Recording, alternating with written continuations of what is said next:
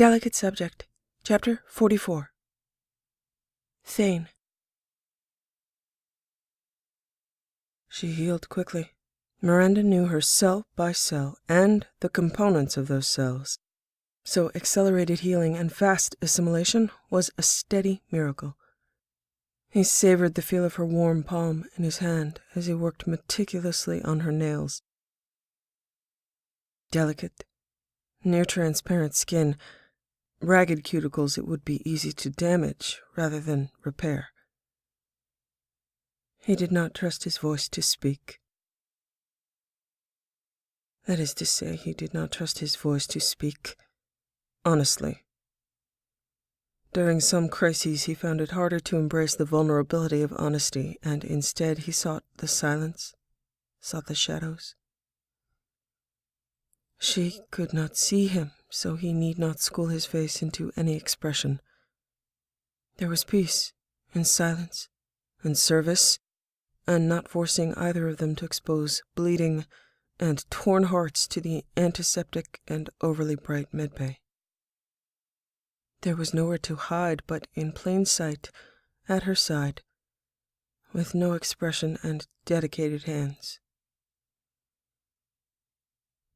He had been gone for too long, immersed in the business of deceit amid those whose training was for the same thing, and he had fallen back into it. Not battle sleep, but certainly the lulling of necessity, the calm certainty of lack of expression, the toneless voice that discussed efficiency of murder and trap. Yalis had been respectful and approving of his advice and suggestions, which he had known to be a lie. But he wanted it anyway, would rather take a lie from her than her habitual harsh truth. He would never trust that her respect was genuine. He had found her disgust for him bracing in the past, a line that separated them. Now, with her easy acceptance of his authority and analysis of his strategy as sound, he felt hollowed in like company. He had been in like company with her, despite his supposed evolution. He had made a promise to Jane in comfort, in inspiration, to never seek battle sleep or allow it to claim him, and he neared breaking that vow under stress, neared breaking it and lying about it upon his return. The goal of saving his people burned so bright and so cold he nearly lost himself. Part of him wished to believe that it was simply lust that drove him back to the Normandy, that it was a weakness of the body to crave plate and dark hair. Part of him wished for him to excise that call, deny it so completely that his days were fully engaged with Yalis, her thoughts, her patterns, and the simplicity of that. Choosing to come home, choosing to call it home, choosing to call those on the Normandy his family, driven by the mocking echo of "my enemies came." He had to choose his enemies carefully. He would never return to a Hanar handler or seek the life of an assassin again, but the autonomy and the clarity of saving his people, and then abandoning them for plate and dark hair. Jane had sent him away, sent him into that, and he had wished to go. She had trusted him completely, and it had not been misplaced trust. He had intended to do what he did, and he had done it. He had not expected to be so acutely tested. He expected resistance and fight the entire way, but the ease of assimilation of Yalis and Fetas, their merciless clarity, had given the part of his soul pushed to honesty a rest. What did that say of his bondmate and wristbound that the company of the harshest creatures in existence other than reapers was restful to his soul? What did it say of him? Thane recalled the trials of Grunt and his constant aggression, need for a path, desire for a resolution to what raged inside his body, and Jane's understanding. Garrus had suggested a few dances. In the end, it had taken rampaging Clixon and a thresher maw. What would it require for Thane's body to cease its constant hunger for the pull of plate and dark hair? Honesty seemed to echo inside him and give him the answer to that question he did not want. Nothing would end his constant hunger. No trial to complete, no surcease from churning need. Finding that Garrus was bound to him, having felt Jane's bound wrist in his hand, lit a fire Thane himself could not contain, could not escape. His bond to duty failing, and his will wishing to convince them both to seek shelter with him. His adolescent soul and penchant for drama would accept having them both chained to a wall for the next 40 years, beyond which his will would fail him and his life fade. They would both live another 80 years together, without him. Certainly by then, allied against him. He almost smiled. He could convince Garrus of that, but never his Jane.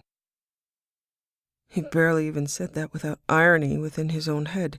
His Jane was representative of the strength of his need and the generosity of her permission. In reality, he was her Thane. His adolescent will had no chance against hers. There would be no chains, no wall. Perhaps his adolescent will could paint her nails with chains. That was as close as he would ever get. He did smile. He looked up at her face with the injunction to himself to not speak. She had imbued him with her will to rebel. Garrus had imbued him with some of his humor. He could not paint her nails green and black with her skin tone. She was ill and prone to be sallow at the moment. She was beautiful, fragile, wan, and unseeing. Her eyes now held the triple cybernetic glow with her implants, and Miranda had allowed him to approve the color. The rings connecting them and on the inside of her iris would not glow, but they would shine in changing light, and the 3 distinct apertures in each eye were the color of yearless stones. Miranda had been impatient, but he had been insistent. It could all be changed from her Omnitool settings, but he enjoyed whatever effect on her appearance he could achieve. The braid of primary colors would be reimplanted with her new Omnitool. It had not been damaged. She'd had no new ampules implanted since her return, a sign of trust, for which he was grateful and humbled. With his images of walls and chains, he did not perhaps deserve such trust, but she had granted it, and he would do his best to live up to it. He looked back down to her hands. The new ringed and orbed shape and color of her eyes in this light stored in his mind. The smile on her face spoke of indulgence and some measure of boredom and impatience with infirmity, which he understood intimately. So for her nails, yearless stone silver background and Vakarian blue for an overlay of implied chains. It would be abstract enough to draw no literal comparison to walls and chains, except to him. He fell to mixing the color precisely, applying it with care, his mind focused but not entirely engaged, the implied serenity on her face which she had to offer to him. She was a sacred liar, and he would not question her right to conceal her pain and loss, something they shared. She had charged Thane with caring for Garrus, and he had taken up that charge. Memory flooded back as his hands mechanically applied polish and layered color and meaning. When Jane had acceded to the surgery, had finally closed her eyes and leaned back on the medical table, Thane had turned to leave, and he had taken a few steps before realizing Garrus was still staring at Jane, unable to tear himself away. Karen had been indulgent and calm, but now with her patient down, she was going to take over. There had been time to spare because she was not going to try to salvage the arm, but she did have to identify and preserve every nerve ending available that had not been damaged by trauma. She would have to cut back into a healthy arm to determine what to sacrifice. To spare Karen the effort and Garrus the embarrassment, Thane had moved to Garrus's side and steered him out, unresisting. Garrus was more predictable than Jane, and Thane at least felt some comfort that he knew what to do, that Garrus would not conceal or lie, would tell him the truth. He took care with venom and kept his hands on Garrus's armor only because it was possible Garrus would be immediately called to command. Garrus was not lost right now, but he was in pain. Thane steered him to Garrus's quarters and waited until they were inside before he asked, "In Vasnam, are you injured?" It would be entirely like Garrus to have sustained his own massive injuries and not report them. Garrus's face had twisted in consideration, a change from the desolation of seeing Jane slowly bleed. Garrus knew he had been the fulcrum used to wrench away Jane's arm. Nothing would remove that from his memory. Nothing would remove that from Thane's, and neither of them would recover from the fact that they had failed to protect her. Garrus had answered, "What? No, I'm fine." "You are not fine." "I have my arms." Thane ignored that as true, but at the moment irrelevant except to despair, the pain in Garrus's voice tearing a strip off his heart. Thane told him, "You have a job to do. I have a job to do. Your job will be more difficult." Thane had brought him here to get him in familiar surroundings, have access to food and a shower if required, but that choice, though convenient, had been the wrong one for Garrus's belongings. This being his cabin, and not Thane's or Jane's, where he would never break something out of temper, here he felt free. With Garrus's devastating strength and speed, Thane could not intervene before there were two dents in the wall, distressed metal squeals, and a roar from Garrus's throat. In truth, he wanted to add his own dent. He should not have brought him here, should have gotten venom into his system immediately so he could ask him to stop. "Stop before I fail to do what she asked me to do, before you harm yourself." He did not say those words, but he did say the end of that sentence. "Please, Garrus." He felt it, but he did not say it. "I need you." He was unable to place himself in a position of importance between these two. Garrus had the ship and Palaven and all the projects he undertook with the guile of Archangel, and Thane had returned from the only mission he'd had, and he'd left it for them. And now he was helpless. No distractions or excuses or duties, because the only thing he wanted lived in two people whose ambitions inspired and terrified him. Garrus stood for a moment, anger and violence in his frame, before acknowledging that Thane had spoken. Garrus turned to him and said, "I'm sorry. Don't worry about this. I've done this before. Lots before. These walls repair easily. This isn't even new. It's just fresh, but some heat and some paint and... Well, I'm grateful you've addressed my concern for the wall.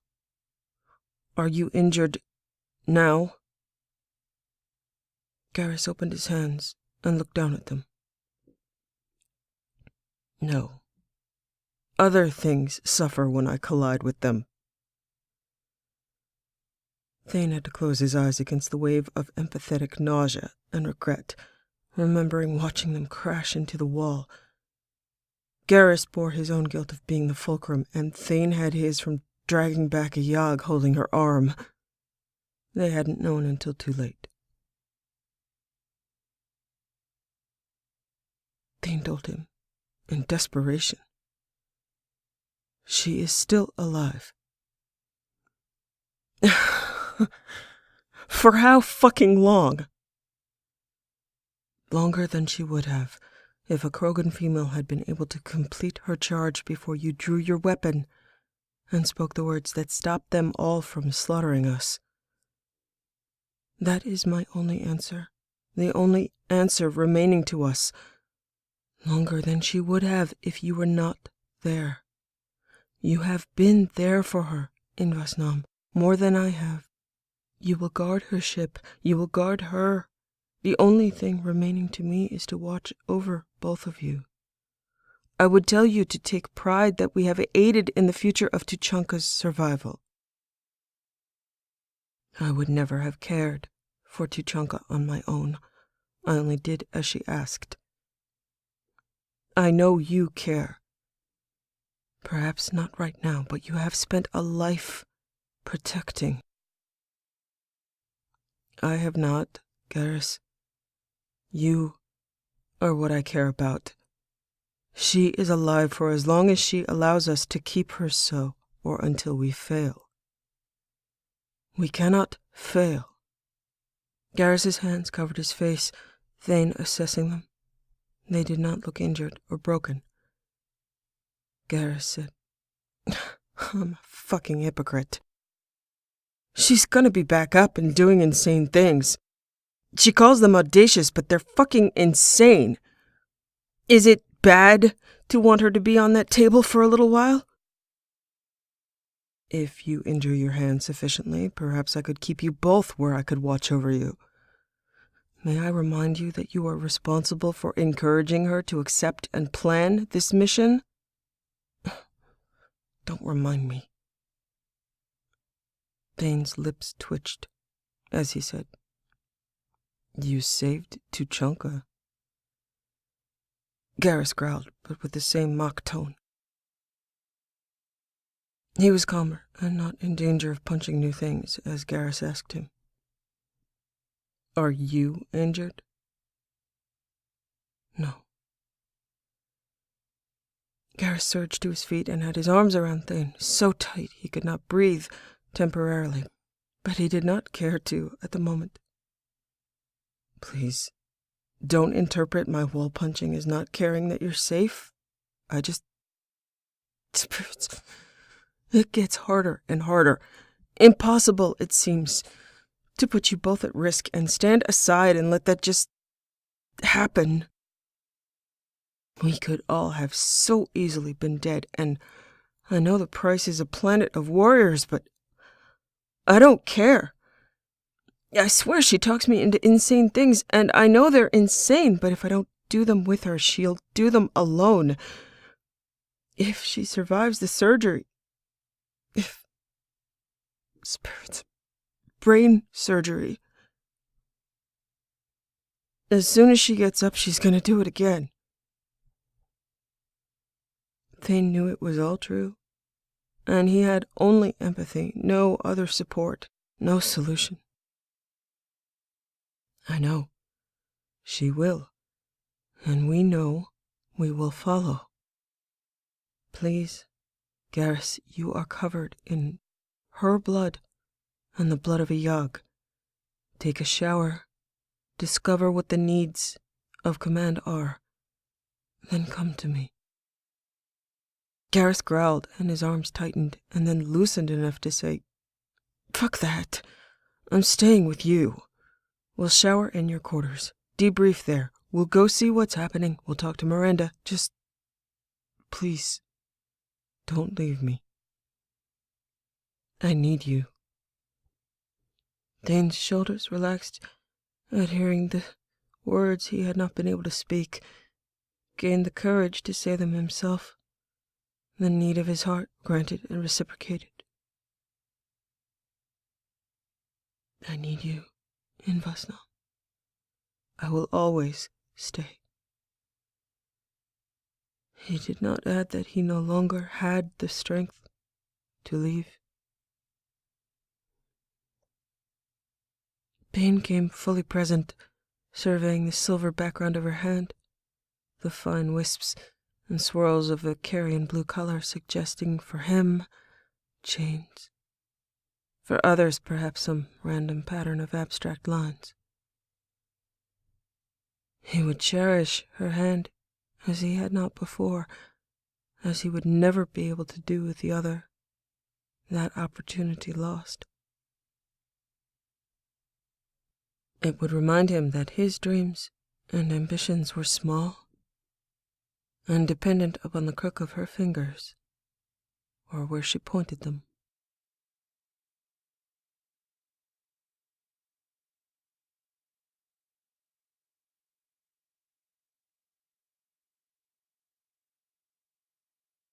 Her vision began to clear, and she was delighted with her new ability to see. Miranda had allowed him to stay through her vision tutorial. He never spoke during their tasks and did not interfere, so Karen and Miranda had permitted him to remain at all hours. Thane had brought her some of the preserved peaches and honey that remained from Earth, and she had sworn it did taste sweeter. First from his hand, and then from her revised tongue. She was enthusiastic about her upgrades and allowed no discussion of her arm. When she was able to finally see and focus, she had beamed, looking at his face. "You have more colors than I thought. You have stripes on your face, inside the green." Of course he had stripes on his face, graduated light to darker green, leading into the edges of where the planes of his face met each other in a darker line. "You could not see them before?" "No, I couldn't. You're beautiful." Odd, all the things that they took for granted in the differences between human and Drell vision. He wondered if she had been able to see many of the details of the Tseni. He would show her again.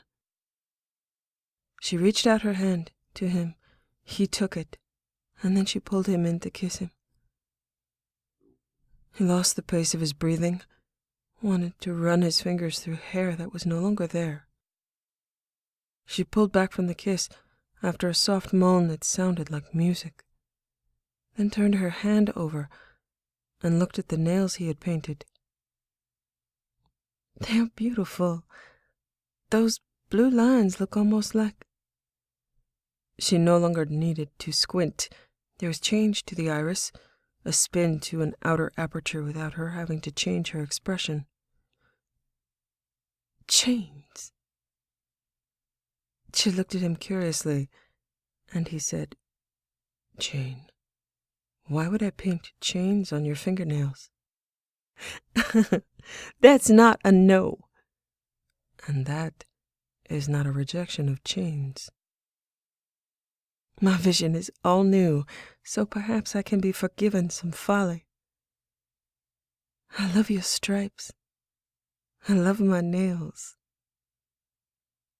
He thought, looking down at her, that what you are, my love, is too perceptive and too forgiving and too reckless. He sat back quietly through the rest of the tutorial. It appeared she would retain her ability to be too perceptive and to see and she would be alive, with others determined to keep her that way. Coming entirely as a surprise, at the end of the vision consultation, she was for the first time able to get up and walk around, spend time in her cabin, spend time away from the medbay, get herself back to regular physical exertion. Her new arm had not been completed, but there was a hard cover at the end of her arm protecting the healing tissue. She was released to go about her life. Not her command, but her life. Miranda and Karen had both made that clear in the evenings and report back during the day. He knew it to be intensely selfish, but he wanted her alone. He desperately wanted her alone, to himself. The urge to grab her hand and run was pressured. If Garrus were off duty, Thane might have brought her directly to him, but he was not, so Thane would not. He had no interest in looking too closely at why, when he could take her hand in his and lead her out of the medbay, take her to his quarters, be out of the light, and into her shadows. He would never return to harming her, but by every god whose name he had learned, sitting by her day after day, unable to touch her, had built to selfish and clawing need. Normally he would tell himself that his selfishness was unacceptable, but he knew that was not true. Garrus would give them time. She wanted him. That freedom added accelerant to intolerable pressure, and he no longer assumed a lack of pressure in her. He could have what he wanted of her. She would welcome him. She would want him in return. He'd had her to himself once for an entire week. He knew this woman, her heart, her head, her body. A thought had unstuck in his head with the idea that she had more intense perceptions, and it was something that Garrus could not share fully with his build. Temperature. He wanted cold against her body, to hear her gasp, the heat of his own body in contrast until she moaned, and he could not stop thinking about it. He needed to chase that memory. Garrus could participate, but not appreciate necessarily, and Thane did not wish to exclude him, but he wanted Jane's moans under his mouth, cold nipples under his tongue, to slide an ice-cold finger into her body until she arched into him to seek his warmth. He had planned for it, and with single-minded determination, he would bring her with him to that memory. By every god, by her will, by his, he would have it, and Garrus would give his blessing retroactively. The crowding license and permission and love they gave him made touching his wristband as he wished seem simultaneously permitted but beyond the grasp of his understanding. He would strain to reach, to take the potential of each moment. He guided her with somewhat sedate pace until his cabin was in view, with her enjoying the view, speechless. Once there, he lifted her in his arms, tuned to her potential gasp, which would have been welcomed, but her laughter was even more welcome. He remembered the taste of her laughter, and his joined on his tongue, and he wanted it back, swung her through the door, and had her back against it the moment it closed. Her mouth sought his as fiercely as his sought hers, her arms closed around him with the same violence, her legs wrapping around his waist until he was finally twined with her, his hands on what he knew was her delicate, gaunt face, memorized and prized for her specific planes and curves, now appreciating that his hands could cradle her head and venom would pour through her. His heart pounded harder when she said, "I should take a shower." She had absolutely no conviction in her voice, And had she, his answer would have been the same. No, Jane. Not until I have what I want. Delicate shivers through her body were his reward, which he chased with his mouth, with his fingertips down the column of her throat and spine. He took pleasure in the effect on each other. People of silence who had grown to appreciate words traded along with caresses. What do you want, best Tyrann? The word slipped out before he could stop it, aching and slick with need. Everything. He almost gave up on the idea of cold, almost tore aside her clothing and his to drive into her in that moment. He could. She wanted him. She wanted everything as well. He could not decide if it was selfish or not what got him here, but he did want those moans from her, did want to make demands of her. He suddenly wanted a promise as well, and he would get it from her. Her clothes were loose, shapeless, their only virtue being that they were meaningless and disposable. He brought her to the bed, her shirt gone before he lowered her carefully. Neither of them were interested in the lost arm. He was careful only for her loss of stability. He had seen her in the past days move her shoulder as though to balance herself, and then seen her realize that the arm was gone. She adapted quickly and leaned back on her whole arm to look at him with a smile that transformed her face from wan to lush promise. He was prepared for creation of his memory, thin, transparent gloves worn for security systems that detected warmth, expensive and illegal hacker gear. His hands would be insulated, but the gloves would pull heat from her skin. He had a set of them, but he chose to wear only one. One cold hand, one warm hand laced with venom. He gazed at her, drinking her in, her smile, and considered his own clothing, deciding to leave it on to provide him with some physical patience. She would welcome him whatever his choices. He relished that freedom for a moment, still, always, that freedom an element of every memory that contained her, sometimes invoking guilt and sometimes invoking what was intended and what he felt now, that she had given him the right to her body, her heart, and her mind. Her body.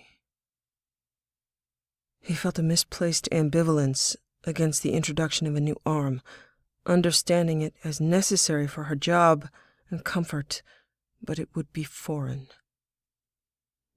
He felt the undeniable urge to press his chest to her breasts, so he found himself removing his jacket, despite having chosen a moment ago to leave it on.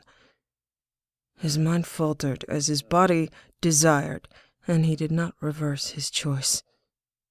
If she would welcome his choices, so would he. The power to overwhelm her was something he enjoyed, and that he would demonstrate and preserve. He followed her down, pressed her back until her elbow collapsed and she was flat under him. He had been grateful for his venom during her trauma and injury, and he wanted her as mindless as he could make her, with her blurred smile and heated moans. He wanted to look at her, to allow her to see depths of color in his face that she had not seen before, but he leaned forward and down in response to her irresistible gravity. So many choices made for him in her presence. His mouth met hers, softness and heat and giving. His hands returned to the new fascination of her scalp, her hand at his shoulder, digging in her too well-seen nails, as if they were reminded of the same thing with the contact of her nails on his skin. She said, "Thane?" He drew back enough to nip at her lips and kiss along the side of her jaw. Yes. They are chains, aren't they? He licked a line along her throat and moved to say in her ear, Of course they are, beloved. My dreams of ensnaring you to keep you safe, writ small on your fingertips. A vision you will casually ruin with your day-to-day efforts. She fully appreciated the chains, if not the wall, and the joy of being enfolded in her understanding brought laughter again to his lips, a counterpoint to the racing hunger growing in his body from her scent, the way she moved under him, her breasts pressed to his chest. He pressed her down, pressed her back, his hands moving along her ribs, and then up to raise her arms over her head, holding down her left with his own arm, twining the fingers of his right with hers. I like the chains. Only now you'd only need 3. Bargain. She was venom-slurred and slowing to his satisfaction, not fully taken by Tyramit, but close, rubbing against him for pleasure and contact, her blood surging with him. You should know, Siha, that the loss of the wrist that was bound to me does not release you from me. You would forgive me for being so careless as to lose it? He was struck again by her unpredictable charm that could convince her mates of anything. Anything. He remembered asking for everything from her, and her response was to melt to the possibilities. You must pledge me everything else. With your wrist lost, I am bereft. He wanted his newly desired promise, so he pressed before she lost her words, before he lost his, which they would with his intentions. Your new arm must not threaten my ability to overpower you. Jane, I grow jealous. Tell me you will never use it against me. I promise. I pledge my other wrist if you would accept. Oh, please. Anything. Everything. Anything. Everything. Lust, he understood, but he needed her presence to attempt to understand love, needed her permission, her understanding. She was lost to him, as he needed her to be, as she wanted to be. Anything and everything. He told her, there is so much that can be done with one hand. He watched her dazed eyes, felt the now involuntary movements of her hips as he put on the delicate glove, with her barely able to comprehend, much less ask questions. He closed her eyes with the tips of his fingers in one hand, drawing the veil down. She often closed her eyes, unable to see with sensory overload, with the hallucinations and aura. She would not see him now. She did not need to see. He wanted her to feel. Vision took up much of her awareness, and he wanted her to shut that out, feel with her new perceptions. He had tested the gloves. Cold, but without the possibility of too cold. No sharp edges that could come from ice. He tested a streak of cold. Shock, but not bite. On his own hand, idly. Looking down at her, head back, breath harsh, eyes closed. She would not open them after he had closed them. His gesture, a command.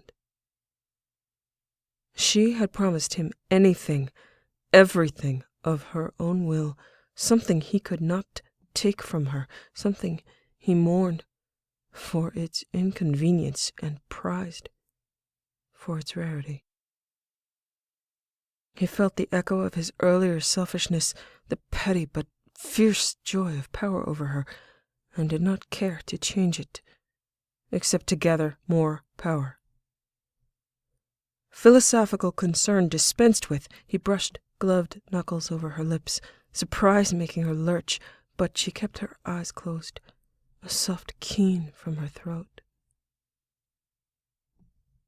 Indescribably beautiful and visceral, those moments where he could watch and hear as she was knotted and pulsing sensation. He soothed the cold with warm fingers from his other hand, and she pressed her lips to his skin, licking at him until he pressed his warm, fused finger into her mouth, and she sucked along the length, her teeth along his skin. He closed his eyes, breath drawn in sharply, affected by the cool temperature of her lips at the base of his fingers and the heat of her mouth. He slid that finger out and replaced it with the gloved, fused finger curling in lightly on her tongue against her gasp. Gravity again drew him down. His finger curled into her mouth. He kissed all the preserved and alive curves of her face, along her hairline, down to her mouth, his hand with the glove trailing down her body to hold her breast, drinking in her gasp the press of her body up into his, her nails trailing over his scale. He kissed down the trail of cold around her breast, warm hand on her other breast, cold, trailing over her stomach, her soft mules, and gasps the music of his memories, the scent of her trembling skin, and the change in texture from lip to skin to nipple. He drew back to watch as his flat-palmed gloved hand rode down one hip, and his warm palm was on the other, drawing away her shapeless and coarse pants to reveal chilled and warmed flesh, generating more moans. He bent her knees to either side of his body, slid contrasting hands down her bare thighs, teasing his warm hand along the crease of her body, her legs relaxing with a sigh, a glance up from him revealing her hand digging into bedclothes, her other arm lax at her side but involuntarily moving with the rest of her body. He imagined ghost nails digging in with sympathetic habit. He watched her, his warm fingers finding her, as always, wet, degrees hotter than the warmth of his fingers, searing. Lost before he had begun, wanting again to drive into her, spurred on by the bite of her lip, anticipation in the lines of her body, trembling of her thighs. Layers of knowledge peeled back from him as they did from her, as though her entry into Tiamat gave him full license to follow. He forgot that she was commander first, forgot danger and trial, and he was left with the essence of a woman whose moans he chased and whose trembles he felt on fingertips that barely registered them as separate people ultimately, joined in body and need and all the will that brought these moments to him, in his mind for the moments when he remembered again that he was separate. He wanted to close his eyes and sink into her, but he wanted other things first. His answer to that bitten lip and the forgotten glove at the sight of her, entirely his, promising everything she could, not compelled, but choosing. Her gravity pulled at him again, cold fingers circling and sinking into her as his breath warmed her clit, with her lurching into his mouth with a cry. Yes, that sound in her hips, her scent, closed eyes, and heat on his tongue, a pass with his thumb to chill the flesh there, and a squeal. His addiction to the sounds she made took up entire categories in his mind, libraries of breath and gasp, so often enmeshed with growl and purr. Fascinated and knowing here, with his knowledge of her body, he played with her. Her gasps and tensing of her thighs, the thrust of warm and cold fingers alternately, passes of his thumb over her clit, warm breath, his insistent tongue, and she was as lost as he was. The emotional release of bringing her pleasure, as intense as physical release could be. He thrust cold fingers into her, evoking a shriek and intensified clenching of pleasure in her body. He no longer wished to be by any shore, alone, without her. He would forsake his people, his heritage, his training, to join her wherever she was. His hand released his pants, painfully strained, cock freed, a surge up into her body, and only a moment's pause to thrust cold, soaked fingertips into her mouth, watch her lips close over them, feel the convulsive swallow, and suck until he was certain her mouth was cold to near numb. He withdrew his fingers, cast the glove aside, surged his aching cock deep into cold flesh as she thrashed, and he groaned deep in his chest, the heat of his mouth against her cold lips, both warming to compensating and then searing heat in contrast in seconds. Patience and distance, planning and anticipation of memory burned off too, the essence of a man fit to her body, knowing each sound and each tremble and their meaning, overwhelming, blinding. Anything